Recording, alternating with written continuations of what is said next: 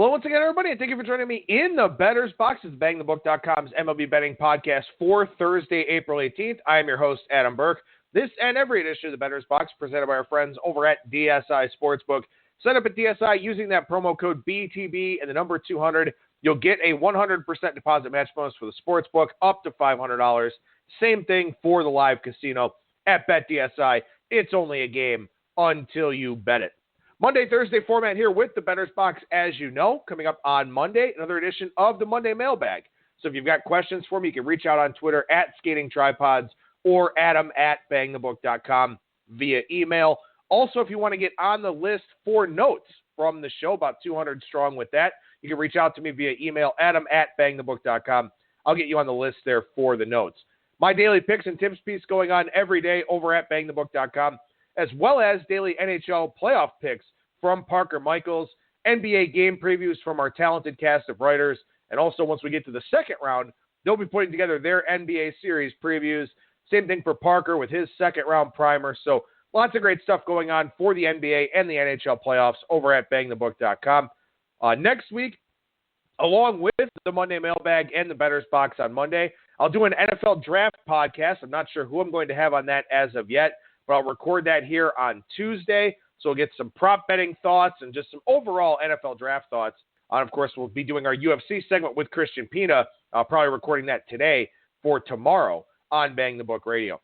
All right, so we start with the Bettor's Box here. We'll take a look beyond the box score. I'll give you that exit velocity update for this week, and I'll do that every Thursday as we go throughout the season here.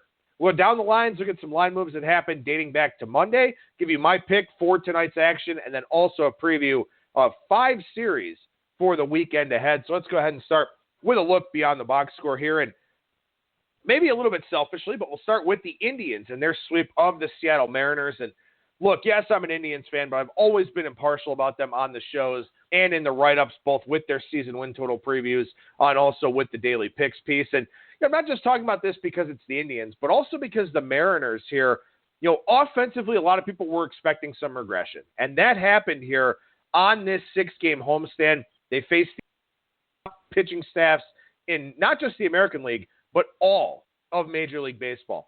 In those 6 games for the Mariners, they batted .175 with a .227 on base percentage, .325 slugging percentage, had a 72-13 strikeout to walk ratio in those 6 games.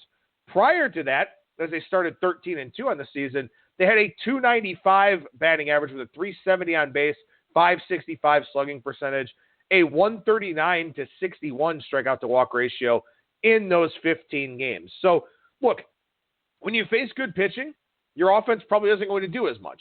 When you face bad pitching, as the Mariners did early on in the season, your offense does quite a bit better. So this isn't a big surprise, but it's important context at the start of the season here, where sometimes you'll get a team that goes through a prolonged offensive slump because of who they're playing against.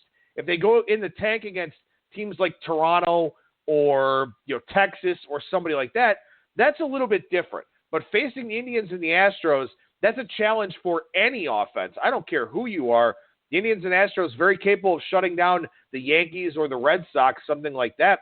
To do it to the Mariners, not a big surprise. But you want to factor that context into the equation here, and I would expect the Mariners in the near future to get back on track offensively. A lot of people are going to look at this and say, oh, well, they were overachieving. They were at a level they couldn't stay at to a degree, but also they faced 5 of the top 10 starting pitchers in the American League in those 2 series with Verlander, Cole, Bieber, Carrasco, and Bauer. So those guys are going to shut down a lot of good lineups. So don't overreact to this 6-game homestand here for the Mariners and how offensively inept they actually were. Look, like I said, you face Bauer, Bieber, and Carrasco, 19 2/3 innings, 12 hits, 2 runs allowed, 8 walks, 25 strikeouts.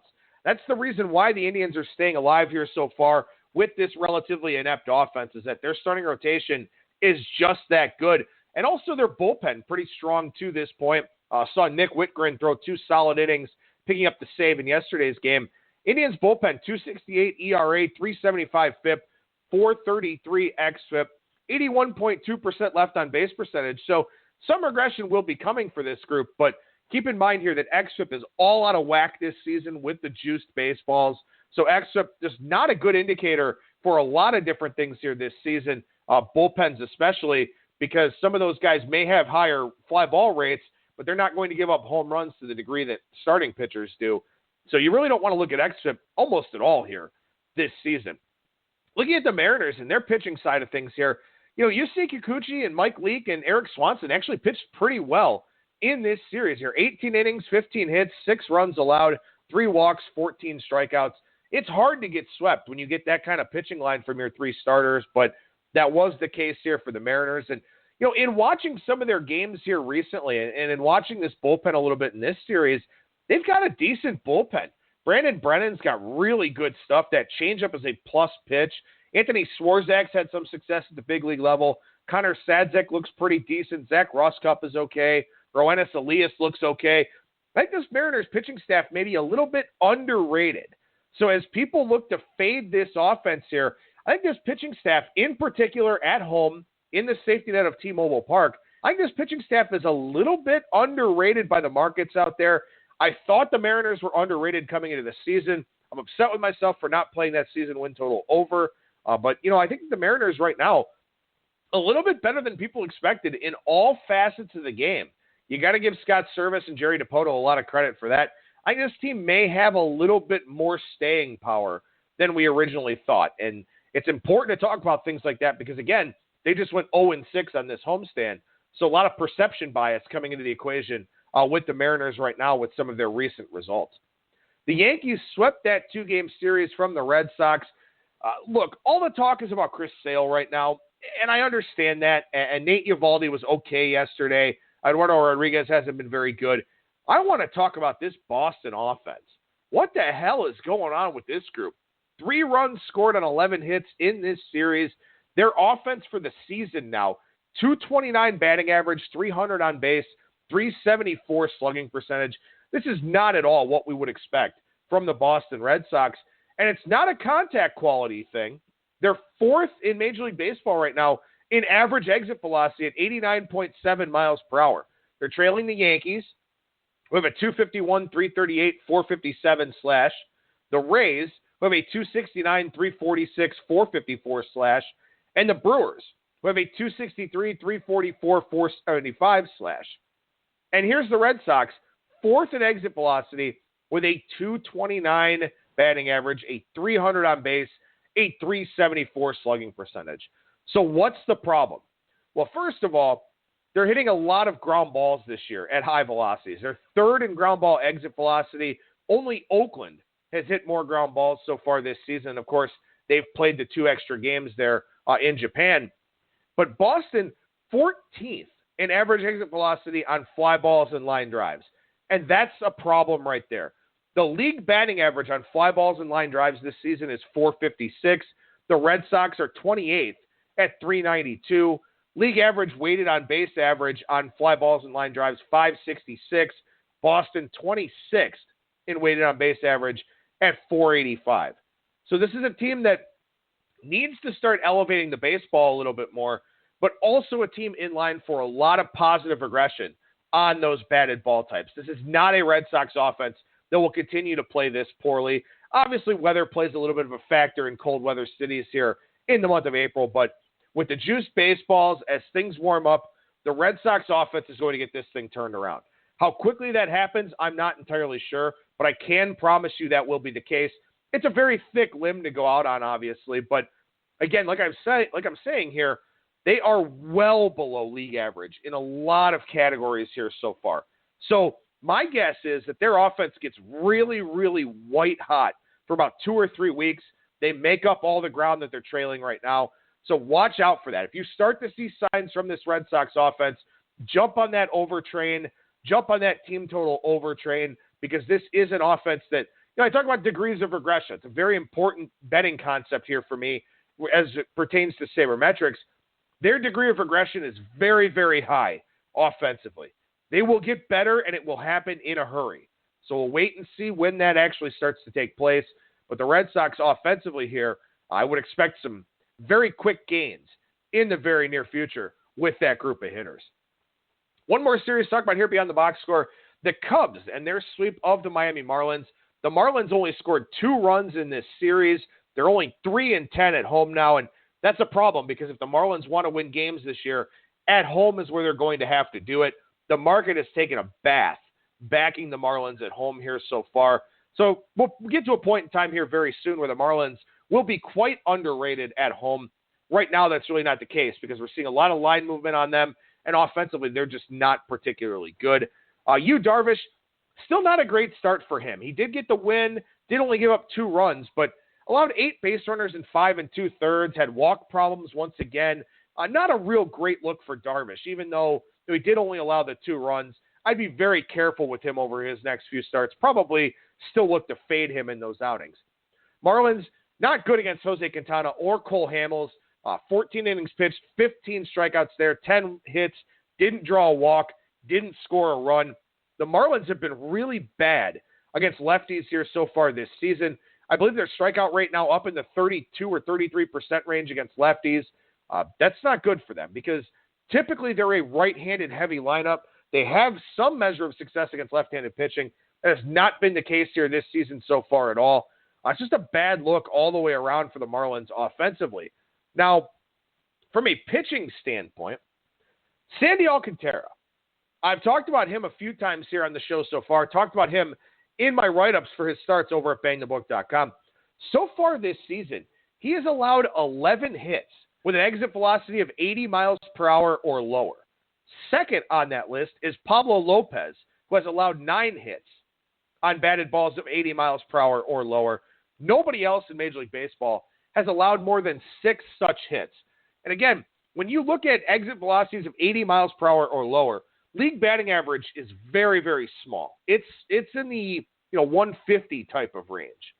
These two guys have had the worst luck when it comes to those low velocity batted balls. So I'm kind of trying to figure out why this may be. The Marlins are not a very good defensive team. They're 22nd in defensive runs saved, a little bit below average in ultimate zone rating. Their starters are dead last in BABIP against at 323. I don't know what's going on here with this. I don't know if it's the defensive alignment for the Marlins or what it may be. I'm going to try to look some more into this as we go forward. But when I look at guys like Pablo Lopez and Sandy Alcantara, I think these are two guys that we want to look to back here at home in the very near future. Hopefully the Marlins continue to struggle at home. We can get some better prices on these guys. But I do think that these are two guys that should wind up with some better batted ball results, specifically at home, as we go forward here. So while everyone's backing the Marlins right now and burning through their bankrolls, I'm going to wait. I'm going to be patient. I'm going to look for opportunities to play the Marlins and specifically Alcantara and Lopez here, as I would expect some of their batted ball fortunes to regress in a positive way. Let's talk about some early season standings notes here. We got some interesting stuff to talk about. The Texas Rangers are off to a fine start. They're playing very well so far this season, but 11 of their 17 games have been at home. I think they're 10-7 on the year here so far. They're 8-3 at home, 2-4 on the road. So Arlington Park does play up, Globe Life Park, whatever the hell it's called, does play up for this Texas offense, 8-3 at home, 2-4 on the road, where their pitchers are going to struggle and their offense isn't going to be as good. So when you look at what's going on with the Rangers here this season, so far, they've gotten very, very fortunate to play a lot of their games at home. When that changes, we'll see what happens with them going forward. So the Rangers, probably a fade team in my mind right now, especially when they go out on the MLB highway. The Twins and Tigers have not yet faced a left-handed starting pitcher. That's a pretty interesting little nugget here. The Nats and Reds both 0-1 against left-handed starting pitchers. So they've only seen one. The Twins and Tigers have not seen any yet. That's kind of a detriment for the Tigers because I expected them to be a lineup that would do pretty well against left-handed starters. Haven't seen one here as of yet. When they do get one, maybe it'll be one of those times where we can play on the Tigers. But, the thing about lefties is, and I've had success with this angle before, when you face a lefty that you're not familiar with, it's a tough situation. The first and second time through the order, it can be very, very challenging. Lefties just have that unnatural arm slot because you see a righty about 72, 73% of the time. Lefties, generally have some sort of quirk to them that gets them up to the big leagues, whether it's height, whether it's tall or short, whether it's some sort of unique breaking ball, some sort of changeup, something like that. Lefties tend to be pretty difficult matchups for teams. So not having seen one here through 3 weeks of the season for the Twins and Tigers, that's a very, very interesting thing to say the least. So we'll have to wait and see how that dynamic plays out. Maybe look to play unders or something like that early on as they get accustomed to seeing that left-handed arm slot. The Cincinnati Reds here, 1-6 in one-run games so far. The Toronto Blue Jays are 1-5. The Brewers 5-0. The Astros 5-1. Arizona's already played 9 one-run games. It's the most in baseball.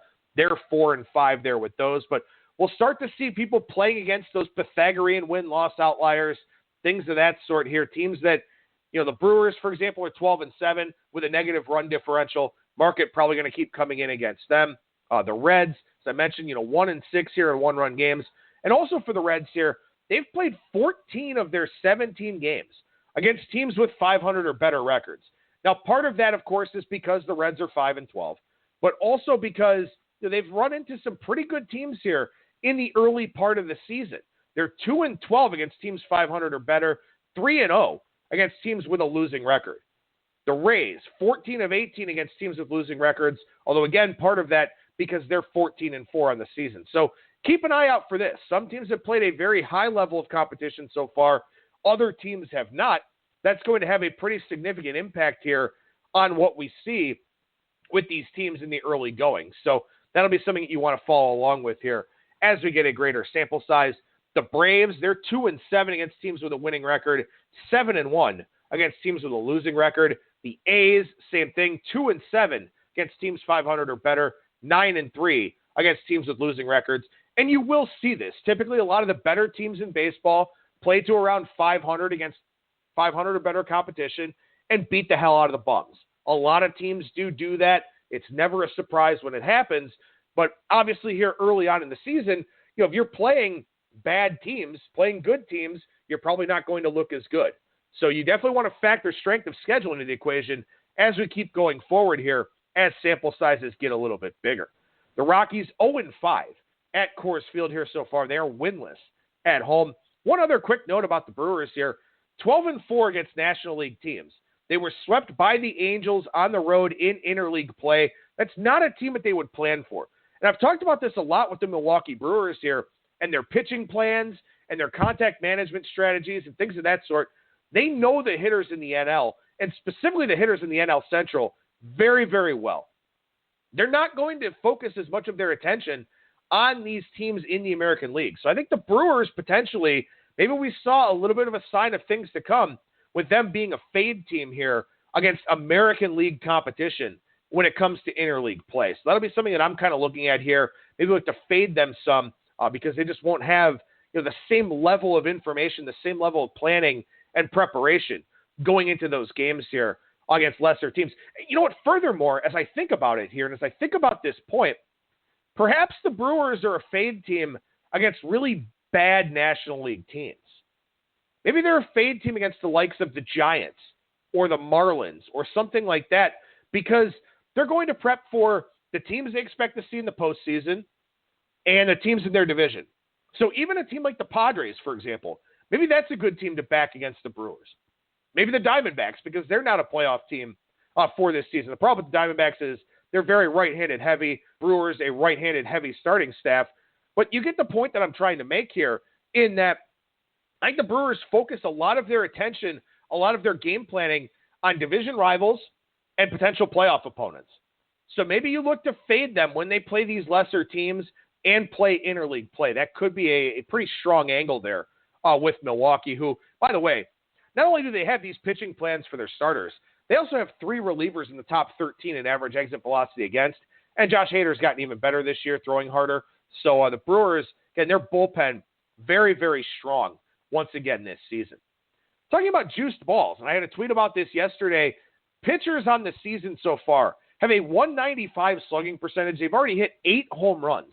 Last year, pitchers collectively hit 24 home runs with a 149 slugging percentage. So not really all that important from a betting standpoint, but it is just another example to show that something is going on with the baseballs. And in fact, J.J. Cooper, I believe over at Baseball Prospectus today, had a phenomenal piece up about how AAA teams are using the Major League Baseball balls now. And we've seen a big power explosion in AAA already so far. We have not seen it in AA or the low minors levels. So, again, more evidence to the fact that there's something going on with the baseballs here this season. All right, let's look at that weekly exit velocity update. And sample sizes are still very small, but it's important to keep these things in mind. I'll explain why as we go along here. League batting average on batted balls of 95-plus miles per hour, 527. That's up 3 points from where we were last week at 524. The top 5 in batting average on batted balls of 95-plus miles per hour, the Diamondbacks at 647, who are down 14 points from where they were last Thursday. The Mariners at 621, who are down 20 points from where they were last Thursday. The Cardinals at 597, they've snuck into the top 5. The Yankees, 596, that's minus 23 points from where they were last Thursday. The Braves at 578, they sneak up into the top 5.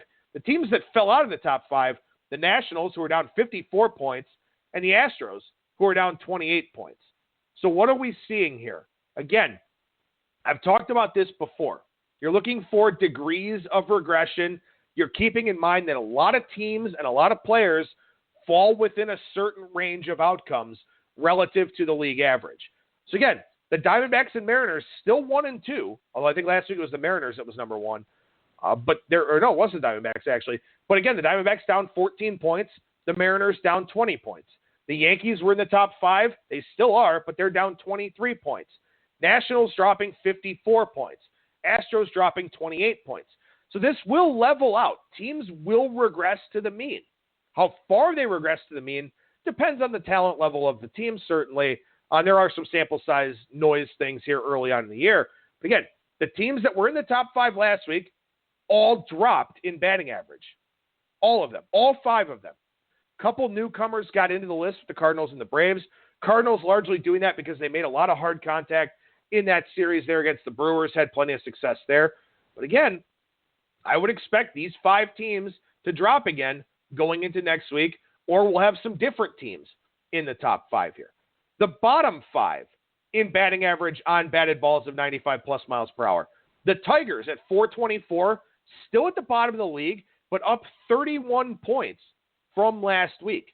The Marlins at 450, up 25 points from last week.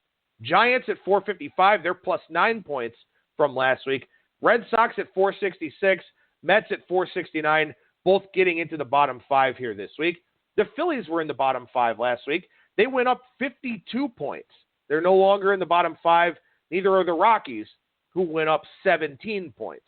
So again, these teams at the bottom of the list are going to see positive regression. What does that mean for us? Well, you look at team total overs or unders. You look at sides with these teams. Offensively, the bottom 5 will get better. Offensively, the top 5 will get worse. This all makes perfect sense. You're going to have a lot of teams that regress into a certain range. I'll talk about that here again in a couple of minutes. From a WOBA standpoint, weighted on base average of batted balls of 95-plus miles per hour, up 2 points from last week to 668, or from 668 to 670. Again, top 5. Not a big surprise here. The Mariners, they dropped from 872 to 853. They dropped 29 points. The Diamondbacks to 851. They dropped 45 points. The Cardinals up 91 points to 834. Again, the Cardinals, lots of home runs in that series there against the Brewers. Miller Park playing very small. So the Cardinals make a big leap here. The Yankees down to 752. They dropped 44 points. The Dodgers at 744. They moved up 4 points. Nobody fell out of the top 5 in weighted on base average. All 5 of these teams were here last week. All 5 of these teams were here last week, but the Cardinals making a pretty substantial jump. Mariners and Diamondbacks and Yankees all making pretty big drops. Now the bottom 5 in weighted on base average. The Tigers at 496. They moved up 27 points. Marlins 539. They moved up 4 points. Giants 555. Moved up 32 points. Getting away from Oracle Park certainly helps with that. Red Sox 567. They're into the bottom 5. Pirates 575. They went up 11 points. The Rays jumped 66 points. So they got out of the bottom 5 here this week. Now again, why does this matter? Well, last year, The league average, weighted on base average, of batted balls of 95-plus miles per hour was 653. There were two teams that were greater than 30 points above league average. They were the Dodgers and the Yankees. Dodgers at 723, Yankees at 699. Those are two elite-level lineups when healthy. Not a big surprise. But again, two teams more than 30 points away from the league average. There were five teams more than 30 points below the league average. The Giants, 599. The Marlins, 605. Royals, 611. Pirates, 614. Tigers, 616. Four of those parks are outstanding pitchers' parks that minimize power. And again, weighted on base average, a walk is worth X number of runs, a home run is worth X number of runs, but higher than the number of runs that a walk is worth. So that's where it differentiates from on-base percentage, where run values are assigned to these WOBA outcomes. You don't hit home runs at Oracle Park. You don't hit home runs at Marlins Park. You don't hit home runs at PNC Park. You don't hit a lot of home runs at Comerica Park. Kauffman Stadium, the Royals offense just blows. They're a pretty good outfield defense. So you can see why those five teams, more than 30 points below the league average. But again, only five teams, 30 points below the league average. So two teams, 30 points above, five teams, 30 points below. That means 23 teams were plus or minus 29 points from the league average.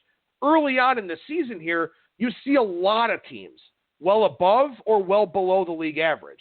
For the most part, probably around 23 to 25 teams will be within 30 points of the league average from a weighted on base average standpoint on these high velocity batted balls.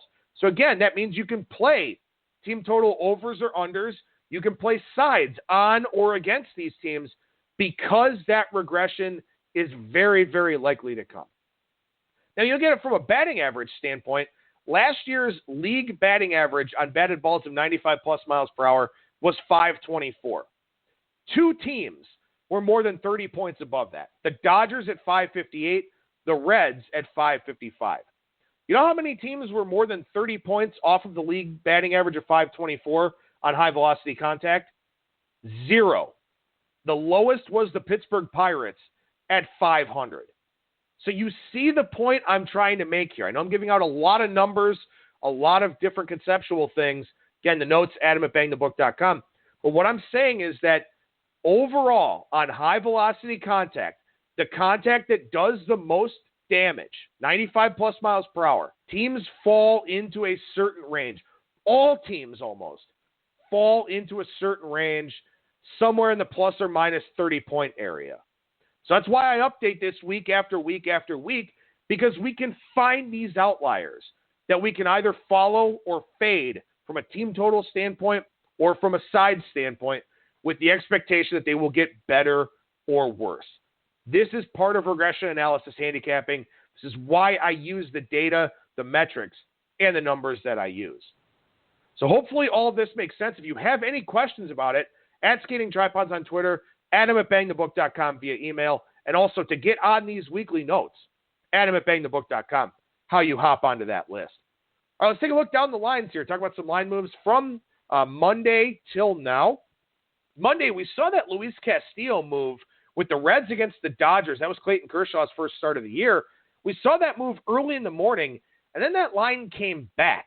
We're getting a lot of buyback here on a lot of these early line moves. The arbitrage market's really, really busy right now. A lot of scalping, a lot of middling going on. Part of that because of the uncertainty that's out there in Major League Baseball right now. Some of that because of the lineup release times and people, the modeling crowd getting in once they see what the lineup actually looks like, once they get their calculated lines for that game.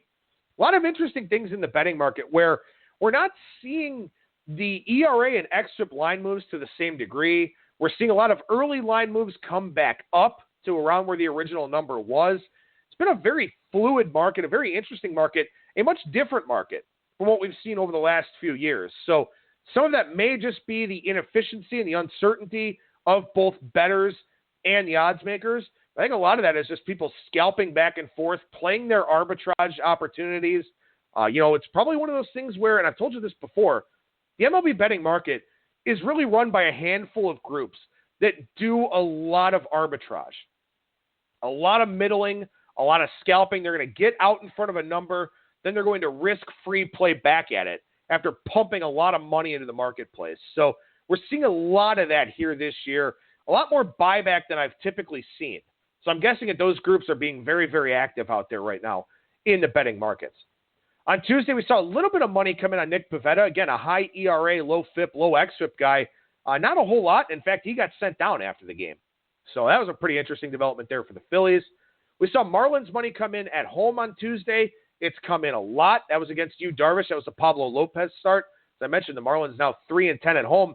Eventually, people will give up on that. And that's probably going to be the time when I'll start to look to play the Marlins at home with some of those inflated underdog prices. Saw money hit the board on Robbie Ray and the Diamondbacks. It was against Max Fried and the Braves on Tuesday. The Braves market, it seems like no Braves game has been accurately priced here so far this season. We've seen big moves against them. We've seen big moves on them. That was one there on Tuesday with some underdog money coming in on Robbie Ray. Tuesday, I hope you got out in front of this one. I know we picked up a winner on this one.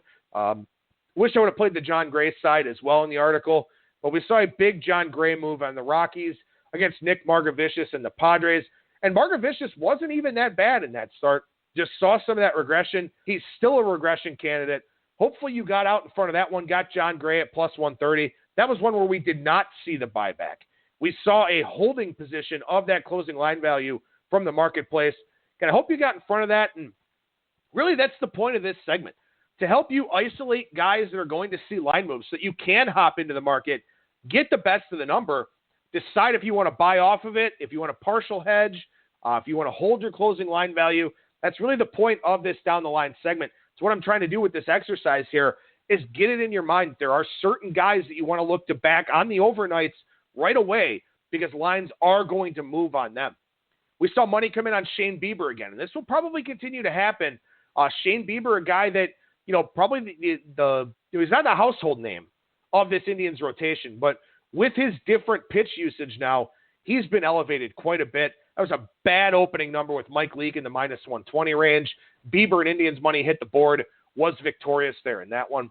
We saw very heavy Matthew Boyd money for the Tigers against the Pirates. Matthew Boyd, another guy, like a Chris Paddock, like a John Gray, start after start, the market's backing him. Wound up being the wrong side there in that game, but I think that's 4 starts from Matt Boyd and 4 times that the market has come in on him. And this will probably keep happening. The books aren't getting burned that badly by these things because it's, still a team game. Ultimately, a lot of people bet on the starting pitchers, and that's what I do the majority of my breakdowns on in the article.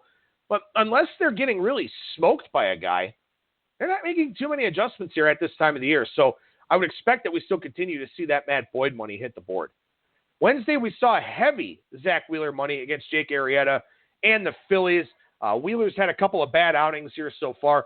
I think the market just feels like the Phillies are a little bit overpriced right now. We're not seeing that big fade of Kyle Freeland today at Coors Field with the Phillies in town. I think part of that is because the market thinks the Phillies are a little bit overpriced. We probably saw some of that yesterday. Maybe it was a fade of Jake Arrieta as well. But I think the market believes the Phillies are a little bit of a sell high candidate right now at this point in time. Saw a fade of Zach Godley. That was the Diamondbacks and Braves series. Zach Godley is a very big regression candidate right now. Not just the ERA and FIP and XFIP metrics, but also he's had so much success on ground balls. Looks pretty unsustainable to me. He'll be a fade candidate for me going forward here as well. The market already fading him. So you don't have to wait for my article. You can just go ahead and bet against him on the overnights. We'll see what kind of price we get when I actually get around to writing the article in the morning after some of those overnight line moves have happened. So a small flip favorite situation in the Astros and the A's game yesterday. I was on the Astros. That was a loser. Frankie Montas pitched very, very well. And, of course, the A's bullpen managed to hold on to that one. But a little bit of a fade of Wade Miley there in that game. The A's also take some money against lefties with regularity. They're a very right-handed heavy lineup. So, again, another line move you can look to get out in front of. The A's against the lefty, they're going to take money in that situation. Thursday, so far, we saw a heavy Mike Soroka move for the Braves and Diamondbacks finale. That was Luke Weaver in that one for the Diamondbacks, Soroka for the Braves. That was just a bad opening number. Very early start time. That game has already started as I'm recording here. But that was just a bad opening number with a late posting there in that one. Actually seeing money against Patrick Corbin here today. That's another early start. Drew Pomerantz going for the Giants. Weird to see Patrick Corbin getting faded. That's certainly something I didn't expect. Chris Paddock taking money again here today for the Padres. That's 4 of 4 starts for him that he's been steamed. Saw Ivan Nova take some money for the White Sox against the Tigers. There's a little bit of uncertainty as to whether or not Yoan Moncada would be in the lineup for the White Sox. He is. Seeing that, I think, caused the line move out there after he got hit in the head with an errant throw yesterday. Moncada's having a breakout year. You know, if you think he's not going to be in the lineup for the White Sox, then you'll see their lines plummet a little bit. The fact that he's in there saw some money come in on the White Sox. So my pick for Thursday, pretty slim pickings here overall. 5-day games, 6-night games, some big numbers. I'm going to take the Mariners tonight. I'm going to take them in a bounce-back spot against the Angels coming off of near miss last night against the Rangers. We were on the Rangers, so happy that one held up. But yeah, I mentioned above about the Mariners. You know, they faced the Astros and the Indians. It's hard to hit the pitchers for those guys. Again, Verlander, Cole, Bauer, Bieber, Carrasco, 5 of the top 10 guys in the American League in my estimation. Tonight they face a much different kind of pitcher in Chris Stratton. I'll take the Mariners tonight. I know Felix is scary, but the Mariners offense should be able to get back on track here, facing some lesser competition. All right, let's preview the weekend ahead here. 5 series in the spotlight for me, beginning with the Dodgers and the Brewers. This one starts tonight. Julio Urias making his last start bullpen after this. Zach Davies going for the Brewers. Ross Stripling, Ulysses Chacin tomorrow. Clayton Kershaw, Freddie Peralta Saturday. Kenta Maeda, Brandon Woodruff on Sunday. So far, Miller Park playing very, very small. 12.7 runs per game at Miller Park so far this season. Playing a very, very small ballpark right now up there in Milwaukee. Rematch of last weekend's series. You know, I'm not surprised to see people looking to fade Zach Davies today. He had 8 hits allowed in that start against the Dodgers. 7 of them were singles. 1 was a solo home run. The flip side here is that the Brewers own left-handed pitching. They get 2 of them in this series in Urias and Kershaw. I considered the over tonight, wound up staying off of it. We'll see if that's a mistake. But a tough second start here for Kershaw in a very, very challenging environment. Now, on the Brewers side of things, they're sending 4 righties at the Dodgers. The righties, you know, they're kind of across the map. Chacin, very heavy slider usage, but better with the secondary stuff. Should be an interesting matchup here for the Dodgers and the Brewers this weekend. Phillies and the Rockies. Zach Eflin, Kyle Freeland today. Vince Velasquez, Herman Marquez tomorrow. Aaron Nola, Antonio Senzatella Saturday. Jared Eichhoff getting the call up here in place of Nick Pivetta for Sunday's game. John Gray going for the Rockies in that one. Kyle Freeland and Herman Marquez have had a couple of tough outings at Coors Field so far. John Gray, that positive regression candidate. Line move will be coming on Sunday. The question is, can the Rockies get this offense going at home? I'm not sure. You know, I'm not entirely sure. They do get 4 right-handers here. So, you know, we'll see if that hurts them a little bit. I think they are a lineup that should be a little bit better against lefties as the year goes along. Eflin, not a lot of experience at Coors Field. Same thing for Velasquez. Same thing for Nola and Eichhoff. So, tough place to pitch if you haven't pitched there before. Freeland and Marquez, though, I think the Rockies need 2 really good starts here from them. Both guys got knocked around in their lone outings at Coors Field. I think they need to be better, and we'll see if that is the case here on Thursday and Friday. All right, so obviously I sound a little bit different here as I'm wrapping up this look ahead at the weekend. Blog Talk Radio deciding to kick me off, but doing what I can here to finish up this segment, have to do it over my cell phone. So my apologies for the different audio level. I'll do what I can from an editing standpoint here. But looking at this series between the Mets and the Cardinals, you've got Jason Vargas, very short leash, pulled in the first inning of his last start. Not sure where he's at mentally right now. Going up against Adam Wainwright, who's had a couple of pretty good outings in a row.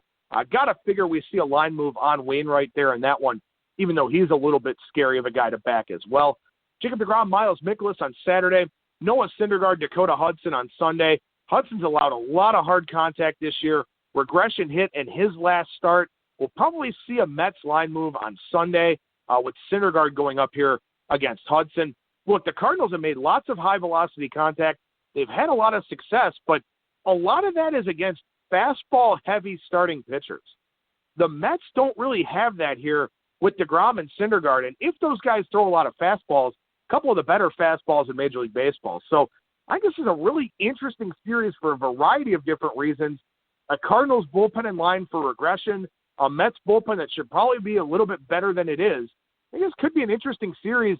I wouldn't mind taking a Mets series price here in this one and may end up with some looks on the Mets here on Saturday and Sunday with DeGrom and Syndergaard going up against the Cardinals. Another series on my radar here for this weekend, the Red Sox and the Rays. I talked already about the Red Sox and their scuffling offense. Well, now they face an elite pitching staff with stuff for days. Now, they do avoid Blake Snell on the DL for a fractured toe. We'll probably see an opener on Friday for the Rays. Eduardo Rodriguez going for the Red Sox. And Eduardo Rodriguez has been awful so far this season. Rick Porcello, Charlie Morton, same thing for Porcello. He's been really bad. Then David Price, Tyler Glasnow on Sunday. The thing about this series, and really the thing about the Rays in general, is that they have a well-defined home field advantage at Tropicana Field when they take on really good offensive teams, because the ball does not carry well at Tropicana Field. The Rays have maximized their home field advantage, hitting a lot of ground balls, going opposite field, as we've talked about already. Sort of wonder if that'll play out here again with the Rays using the Trop to their advantage and the Red Sox just in bad offensive form right now, taking on an opener, and then Charlie Morton and Tyler Glasnow, two guys with really, really good stuff. You can't take Boston here. If you think Boston can shut down the Rays, you maybe look at some unders, but probably not a series that I'll be too invested in. Finally, one more series to take a look at here, the Braves and the Indians. Touki Toussaint, Corey Kluber on Friday, Julio Teheran, Trevor Bauer Saturday, Max Fried and Shane Bieber on Sunday. That is ESPN Sunday Night Baseball. 7 o'clock first pitch for that one, but the Braves and the Indians both off on Monday, so no situational angles to consider from Sunday Night Baseball. Atlanta's got a strong offense, but we'll see what the Indians pitching staff gives them here, as the Indians are very clearly winning with pitching. Big start for Corey Kluber. Corey Kluber has not looked good over his last few outings. I talked about him as a guy that I was worried about coming into the season. I'm still concerned about that here going forward with him. Tough lineup here. I think Bauer and Bieber will be okay. I think they'll have success against this Braves lineup. Kluber is the one that I'm worried about. But I will say this. You look at the weather forecast for this series, I would expect some unders. Winds blowing in from the north on Friday and Saturday. Bad weather, cooler temperatures. If they get the games in here, and they'll try to force them with interleague play, I think you're looking at some unders here in this series. Obviously, I'm worried about Kluber on Friday with the problems that he's had. But, the wind will be blowing in. As long as he's not walking guys again, probably a good spot for the under on Friday. Certainly a spot for the under on Saturday. With Teheran being a fly ball guy on a very bad night for hitting fly balls. Bauer with all of his weapons. I think Saturday's under is very likely to be a play for me. And then we'll see what Sunday has in store, as the weather is supposed to be a little bit better there in that ESPN telecast. So, again, my apologies for the show kicking off here a little bit late. Having to call back in with the phone and a couple different audio levels and things of that sort. But glad I was able to get this one finished for you. We'll be on the air again on Monday with another edition of the Bettor's Box and the Monday Mailbag, Tuesday an NFL Draft Show, and likely here this Friday, a UFC segment with Christian Pina for the Fight Night event coming up this weekend. So that'll do it for me. Again, questions for the Monday Mailbag at Skating Tripods on Twitter or Adam@bangthebook.com, and also to get on the notes for the show, Adam@bangthebook.com. That'll do it for me. Thank you so much for listening, everybody. And remember that you will never strike out when you're in the Bettor's Box.